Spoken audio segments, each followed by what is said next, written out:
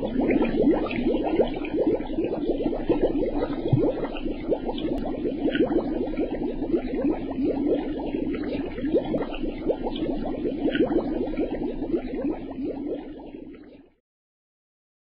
الله الرحمن الرحیم الحمد للہ والصلاة والسلام علی رسول اللہ وعلی آلہ واصحابہ اجمعین اما بعد۔ ناظرین کرام، السلام علیکم ورحمۃ اللہ وبرکاتہ۔ مسلمان کے شب و روز اس عنوان کے ہمراہ ہم آپ کی خدمت میں حاضر ہیں۔ آج کی اس ملاقات میں ہمارا موضوع گفتگو ہے عافیت انسان کے لیے بہت بڑی نعمت ہے۔ رسول اللہ صلی اللہ علیہ وسلم نے ارشاد فرمایا ہے، ان الناس لم يعطوا بعد اليقین خیرا من العافیہ۔ لوگوں کو یقین و ایمان کے بعد عافیت سے بڑھ کر کوئی اور قیمتی نعمت عطا نہیں کی گئی۔ یعنی کسی بھی انسان کے لیے اللہ کی طرف سے سب سے بڑی نعمت یہ ہے کہ یقین و ایمان اس کے دل میں پختہ ہو۔ اس کا ایمان اور اس کا یقین یعنی اللہ پر یقین، اللہ کے دین پر یقین، اللہ اور رسول صلی اللہ علیہ وسلم کی پاکیزہ تعلیمات پر یقین و ایمان، یہ سب سے بڑی نعمت ہے۔ اور پھر اس نعمت کے بعد جو سب سے بڑی نعمت ہے کسی بھی انسان کے لیے،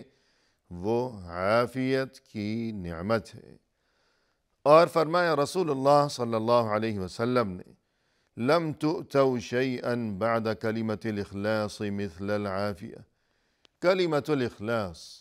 یعنی دل میں اخلاص نیت کا یہ جو جذبہ ہے اور یہ جو نعمت ہے کہ انسان کے دل میں اللہ عز و جل کے لیے خالص یقین و ایمان ہو، اور یہ کہ زندگی بھر وہ ہر اچھا کام محض اللہ کی رضا اور خوشنودی کے لیے ہی وہ انجام دیا کرتا ہو، تو یہ جو اخلاص ہے یعنی اس کا دین خالص ہو اور اس کا یقین خالص ہو اور اس کا جذبہ اللہ کے لیے خالص ہو، تو یہ یقیناً سب سے بڑی نعمت ہے۔ لیکن اس کے بعد جو سب سے بڑی نعمت ہے اللہ کی طرف سے کسی بھی انسان کے لیے، وہ ہے عافیت کی نعمت۔ اب یہ عافیت کیا چیز ہے؟ عافیت سے مراد یہ ہے کہ کوئی بھی فتنہ، کوئی بھی پریشانی، کوئی بھی خرابی، کوئی بھی فساد، خواہ اس کا تعلق دین سے ہو یا اس کا تعلق دنیا سے ہو، تو اس قسم کی ہر مشکل سے، ہر فتنے سے انسان عافیت میں رہے، سلامت رہے، محفوظ رہے۔ اور یہ کہ یہ جو عافیت ہے یہ اللہ کی طرف سے یقیناً یہ اتنی بڑی نعمت، تو اس نعمت کی اور اس امانت کی حفاظت ضروری ہے کہ انسان خود کوئی ایسا کام نہ کیا کرے کہ وہ خود کو خطرے میں یا مشکل میں مبتلا کر رہا ہو، ایسا نہ کیا کرے انسان، بلکہ یہ جو عافیت ہے، یہ جو سلامتی ہے اور یہ جو خیر و خوبی سے بھرپور یہ جو زندگی ہے، تو انسان اس نعمت کی، اس امانت کی، اس عافیت کی حفاظت کیا کرے اور اس کی قدر کیا کرے۔ فرمایا قرآن کریم میں، ثم لتسألن یومئذ عن النعیم، پھر تم سے سوال کیا جائے گا نعمتوں کے بارے میں۔ یعنی قیامت کے دن اللہ عز و جل کی جانب سے ہر انسان سے سوال کیا جائے گا، حساب و کتاب لیا جائے گا ان نعمتوں کے بارے میں کہ جن نعمتوں سے اللہ نے انسان کو دنیاوی زندگی میں نواز رکھا تھا۔ ہر نعمت اللہ کی طرف سے امانت ہے، اور اس امانت کے بارے میں، اس نعمت کے بارے میں اللہ کے سامنے جواب دینا ہے۔ ابن عباس رضی اللہ عنہما، جو کہ قرآن کریم کے سب سے بڑے مفسر تھے، وہ فرماتے ہیں کہ یہ انسان کی جسمانی صحت، کہ یہ انسان کا جسم ہے، یہ انسان کا بدن ہے، اور اسی طرح یہ جو انسان کی سماعت ہے اور یہ جو انسان کی بصارت ہے کہ یہ آنکھیں اور یہ کان، یہ دیکھنے کی قوت اور یہ سننے کی طاقت و صلاحیت اور یہ تمام جسم، یہ سبھی کچھ انسان کے پاس اللہ کی طرف سے نعمت ہے، اور جسم کا عافیت کے ساتھ رہنا یہ بھی اللہ کی طرف سے نعمت ہے۔ اور یہ جو اللہ نے قرآن کریم میں ارشاد فرمایا ہے کہ اللہ کی طرف سے قیامت کا دن نعمتوں کے بارے میں حساب و کتاب ہوگا، سوال ہوگا، تو عافیت کے بارے میں بھی سوال ہوگا کہ یہ جسمانی صحت، یہ تندرستی، تو یہ بھی عافیت ہے، تو اس بارے میں بھی سوال ہوگا۔ تو انسان عافیت کی قدر کیا کرے، حفاظت کیا کرے۔ رسول اللہ صلی اللہ علیہ وسلم اکثر یوں دعا کیا کرتے تھے: اللہم عافنی فی بدنی، اللہم عافنی فی سمعی، اللہم عافنی فی بصری۔ یا اللہ تو میرے جسم کو عافیت کے ساتھ رکھنا، یا اللہ تو میری سماعت کو، سننے کی طاقت کو عافیت کے ساتھ رکھنا، یا اللہ تو میری بصارت کو، میری آنکھوں کو، میری نگاہ کو، دیکھنے کی قوت اور صلاحیت کو بھی عافیت کے ساتھ رکھنا۔ یوں یہ جسم سلامت رہے انسان کا، یہ ہاتھ پاؤں سلامت رہیں، سننے کی طاقت اور دیکھنے کی طاقت، یہ تمام ہوش و حواس اور انسان کے یہ تمام تر قوا، یہ تمام نعمتیں اللہ کرے کہ زندگی بھر یہ آخری لمحے تک، آخری وقت تک سلامت ہی رہیں، اور یہ کہ انسان زندگی بھر وہ کتنا ہی عمر رسیدہ، کتنا ہی ضعیف اور کتنا ہی کمزور و ناتواں کیوں نہ ہو جائے، مگر یہ کہ اللہ کرے کہ انسان تمام تر کمزوری اور بڑھاپے کے باوجود محتاجی سے ہمیشہ محفوظ ہی رہے، کہ زندگی کی آخری سانس تک کسی کی محتاجی نہ ہو، اٹھنے بیٹھنے کے معاملے میں، چلنے پھرنے کے معاملے میں، دیکھنے اور سننے کے معاملے میں، کھانے پینے کے معاملے میں، یا جو بھی فطری و بشری اور طبعی ضروریات ہوا کرتی ہیں، کہ مثلا صفائی کے معاملات اور یہ کہ قضاء حاجت کے معاملات، تو ان تمام معاملات میں اللہ کرے کہ ہم سبھی ہمیشہ آخری سانس تک عافیت کے ساتھ ہی رہیں، کہ ہماری نگاہ درست رہے، سننے کی طاقت، بولنے کی طاقت، اٹھنے بیٹھنے کی طاقت، یہ سراپا، یہ تمام جسم عافیت کے ساتھ رہے، آخری سانس تک ہم دیکھتے رہیں، سنتے رہیں، اٹھتے بیٹھتے رہیں، چلتے پھرتے رہیں۔ تو یہ اتنی بڑی نعمت ہے کہ رسول اللہ صلی اللہ علیہ وسلم اس چیز کی اللہ سے دعا کیا کرتے تھے، سوال کیا کرتے تھے۔ اور یہ کہ رسول اللہ صلی اللہ علیہ وسلم اپنے دن کی ابتدا میں صبح کے وقت یوں دعا کیا کرتے تھے: اللہم انی اسألک العافیت فی الدنیا والآخرہ، یا اللہ میں تجھ سے عافیت مانگتا ہوں دنیا میں بھی اور آخرت میں بھی۔ اللہم انی اسألک العفو والعافیت فی دینی و دنیای و اہلی و مالی، یا اللہ میں تجھ سے معافی، عفو و درگزر کا سوال کرتا ہوں، اور یہ کہ یا اللہ میں تجھ سے عافیت کا سوال کرتا ہوں، اپنے دین کے بارے میں اور اپنی دنیا کے بارے میں اور اپنے اہل و عیال، بیوی بچوں کے بارے میں اور اپنے مال و دولت کے بارے میں، کہ ہر لحاظ سے یا اللہ تو مجھے عافیت میں ہی رکھنا، کہ دینی معاملات میں بھی اور دنیاوی معاملات میں بھی، کہ ہر خیر و خوبی ہو، کوئی پریشانی نہ ہو، کوئی محتاجی نہ ہو، کوئی فتنہ و فساد نہ ہو، اور یہ کہ یا اللہ جس طرح میں تجھ سے اپنے لیے عافیت کا طلبگار ہوں، تو یا اللہ میری بیوی اور میرے بچے، اور اگر کوئی عورت ہے، کوئی خاتون ہے، تو وہ یوں نیت کرے گی: یا اللہ میں اپنے لیے بھی تجھ سے عافیت کی طلبگار ہوں، اور یہ کہ میرا شوہر اور میرے بچے، یا اللہ تو سبھی کو عافیت کے ساتھ رکھنا، اور مزید یہ کہ وہ مالی، کہ میرا مال بھی یا اللہ ہمیشہ محفوظ و مأمون رہے، ہر قسم کے نقصان سے یا خسارے یا تباہی و بربادی سے۔ اور یہ کہ عبداللہ ابن عمر رضی اللہ عنہما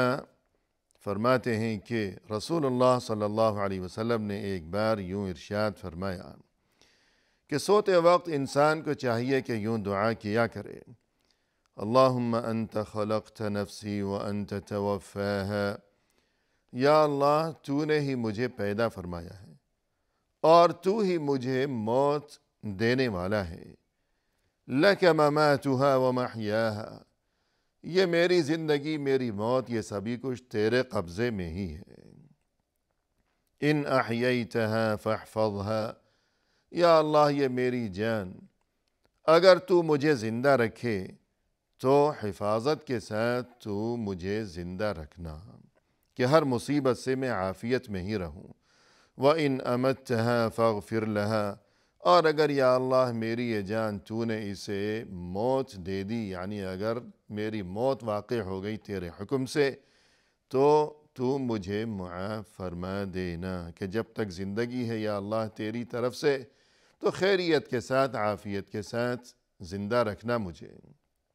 اور جب تجھے میرے لیے موت مقصود ہوگی تو یا اللہ تو مجھے بخش دینا، مجھے معاف فرما دینا۔ اللہم انی اسألک العافیہ، یا اللہ میں تجھ سے عافیت کا سوال کرتا ہوں کہ صبح کی ابتدا میں بھی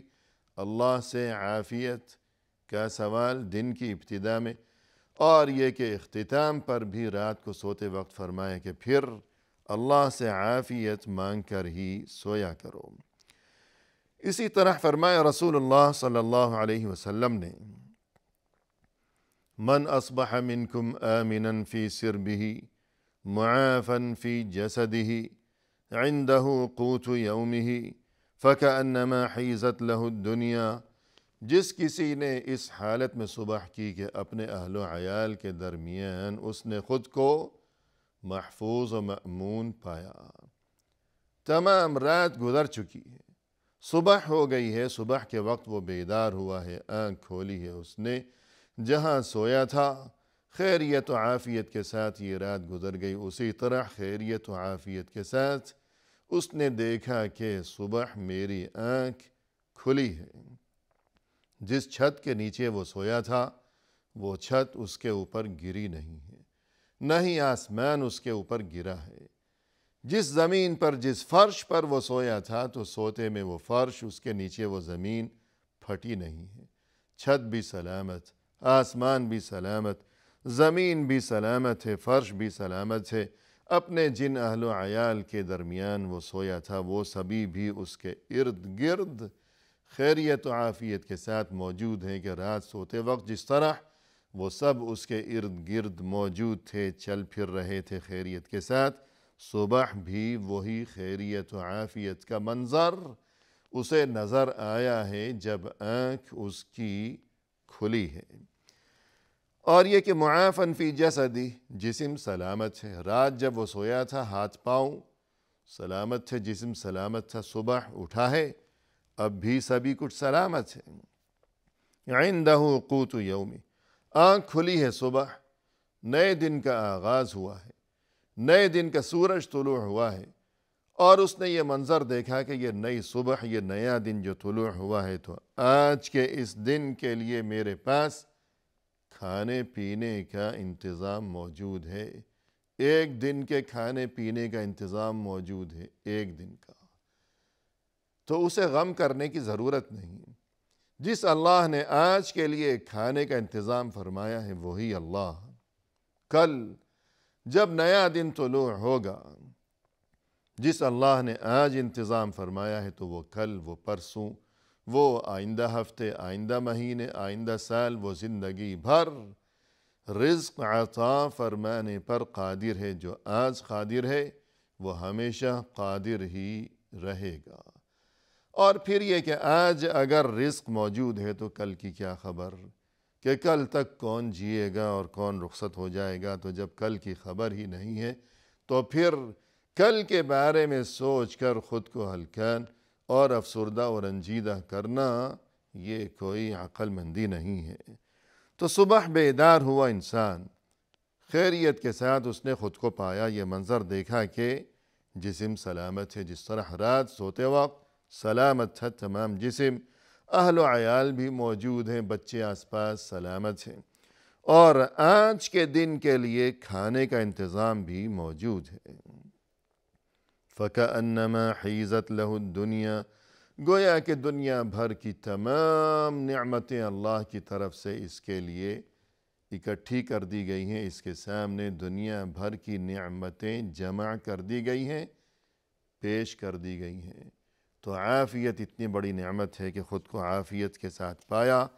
اپنا جسم بھی عافیت کے ساتھ، اپنا وجود، اپنے ہاتھ پاؤں، اور یہ کہ بچے بھی عافیت کے ساتھ، اور رزق کا انتظام بھی موجود ہے۔ تو اسے چاہیے کہ یہ خود کو دنیا کا خوش نصیب ترین انسان سمجھے، اور یہ کہ عافیت کا معاملہ اگر اس کا تعلق دین کے ساتھ ہو تو یوں شکوک و شبہات سے بچتا رہے انسان، تاکہ اس کا دین محفوظ رہے، دینی لحاظ سے وہ عافیت میں رہے وہ انسان۔ رسول اللہ صلی اللہ علیہ وسلم نے فرمایا کہ ما احل اللہ فی کتابہ فہو حلال وما حرم فہو حرام وما سکت عنہ فہو عافیہ فاقبلوا من اللہ العافیہ فإن اللہ لم یک نسیہ۔ اللہ نے اپنی کتاب میں جس چیز کو حلال قرار دیا ہے تو وہ تمہارے لیے حلال ہے، اور جس چیز کو اللہ نے حرام قرار دیا ہے تو وہ حرام ہی ہے،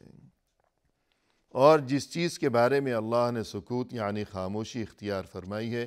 کہ کچھ بھی نہیں بتایا کہ یہ حلال ہے یا حرام ہے، تو یہ اللہ کی طرف سے تمہارے لیے عافیت ہے۔ لہذا تم اللہ کی طرف سے عافیت کو قبول کرو کہ اللہ بھولتا نہیں ہے کہ کسی کام کے بارے میں اللہ نے تمہیں یہ بات بتائی کہ یہ حلال ہے، اب تم وہ کام کرتے ہو۔ کسی کام کے بارے میں اللہ نے یہ بتایا کہ یہ حرام ہے، تم ان کاموں سے بچتے ہو۔ لیکن بہت سے کام ایسے ہیں کہ جن کے بارے میں اللہ نے کچھ بھی نہیں بتایا، تو اب انسان کو چاہیے کہ وہ شکوک و شبہات میں مبتلا نہ ہو کہ اللہ نے کچھ بھی نہیں بتایا اس کام کے بارے میں، تو نہ جانے یہ حلال ہے یا حرام ہے، یہ کیا معاملہ ہے۔ تو ہمیں یہ بات معلوم ہونی چاہیے کہ جس کام کے بارے میں اللہ نے کچھ بھی نہیں بتایا کہ وہ حلال ہے یا حرام ہے، تو ایسی بات نہیں کہ اللہ اس کے بارے میں بتانا بھول گیا ہو، بلکہ مطلب یہ ہے کہ وہ اللہ کی طرف سے عافیت ہے۔ تو انسان کو چاہیے کہ عافیت کو اختیار کرے۔ کس طرح اختیار کرے؟ یوں اختیار کرے کہ جس کام کو اللہ نے حلال قرار دیا ہے وہ کام کیا کرے، اور جس کام کو حرام قرار دیا ہے تو اس سے بچتا رہا کرے،